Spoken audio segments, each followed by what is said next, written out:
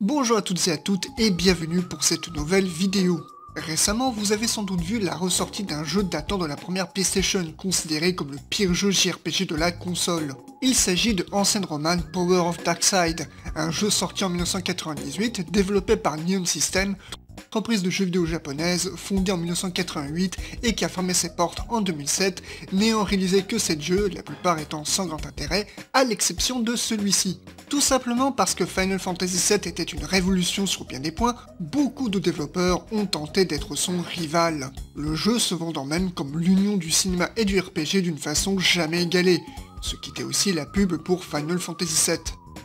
Le problème est que Neon System était un petit studio et n'ont bénéficié que d'un budget minuscule.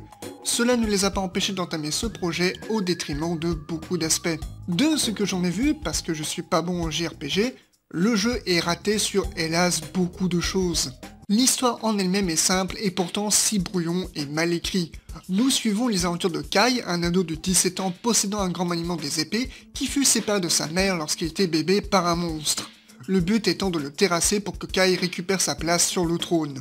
Ce qui vient compliquer une histoire classique comme celle-ci est le rajout d'éléments inutiles et qui ne serviront à rien du jeu, comme le fait que l'introduction démarre par la destruction de la Terre par une force obscure, puis par l'enlèvement de Kai.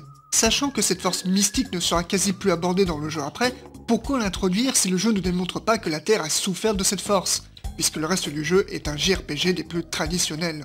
C'est aussi avec cette introduction que l'on constate que les cinématiques ont été faits en 4ème vitesse. C'est pas joli et en plus il y a des faux raccords dans les plans, et toutes les cinématiques souffrent de cela. Mais au-delà de ça, il y a le jeu. Tout comme Final Fantasy VII qu'il tente de copier, nous dirigeons des personnages en SD, diminutif de Super Deformed, dans un univers précalculé. Graphiquement, le jeu est en retard de 3 ou 4 ans et c'est ennuyeux, car il n'y a pas grand chose à faire, faute au fait que les tableaux de chaque décor sont limités à 1 ou 2, réduisant l'exploration au strict minimum. Mais l'intérêt d'un JRPG, ce sont ses combats, et là aussi on est servi niveau manque de moyens. De ce que j'ai observé, la difficulté est absente, j'ai pas eu l'impression que les joueurs aient du mal à en venir à bout, mais on peut voir à quel point graphiquement c'est encore pire. Les combats sont lents, faute à une animation molle, les coups spéciaux sont peu impressionnants, mais le plus marquant est que chaque coup que vous infligez, la console prend une seconde pour juste charger un bruitage. Bruitage qui lui est en plus mal codé. Tant qu'à parler de bruitage, parlons de l'ambiance sonore.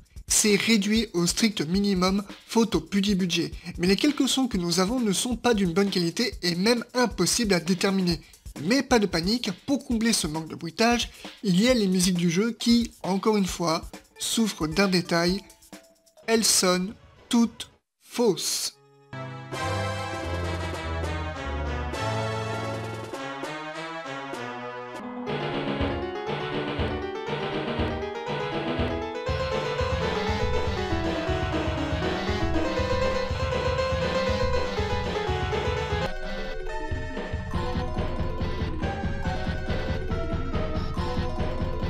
Je suppose que le compositeur n'est qu'un des développeurs qui n'y connaissait que très peu et a fait ce qu'il a pu, d'autant plus que beaucoup d'entre elles se répètent. Avec tout ça, il est naturel d'entendre que le jeu fait partie des Kuzoge, les jeux de merde au Japon. Je ne vais pas m'étendre plus, le résultat du jeu parle de lui-même, j'applaudis quand même les personnes qui ont eu assez de cran pour faire une traduction anglaise d'un jeu aussi oubliable. Pour résumer, Ancient Roman Power of Darkside, putain que c'est dur à dire, qui d'ailleurs porte un titre mensonger puisqu'on ne parle à aucun moment de la romantique dont le titre fait allusion, et même en métaphore, le jeu n'en fait rien. C'est du classico JRPG niveau storytelling, mais avec de la mauvaise écriture. Il est le produit qui a voulu sauter dans le train du succès, voulant faire de l'ombre à Final Fantasy VII, mais se plante sur tous les points. Faute à un budget trop petit, on ne confie pas un gros poisson à un apprenti poissonnier, mais également à un temps de production trop court pour sortir pile dans la hype de Final Fantasy VII. Vous pouvez y jouer par curiosité, mais pas besoin de vous dire que je ne vous le conseille pas. C'était une petite vidéo, c'était l'occasion pour moi de tester un petit changement sur mon VTuber. Je vous dis à la prochaine et portez-vous bien.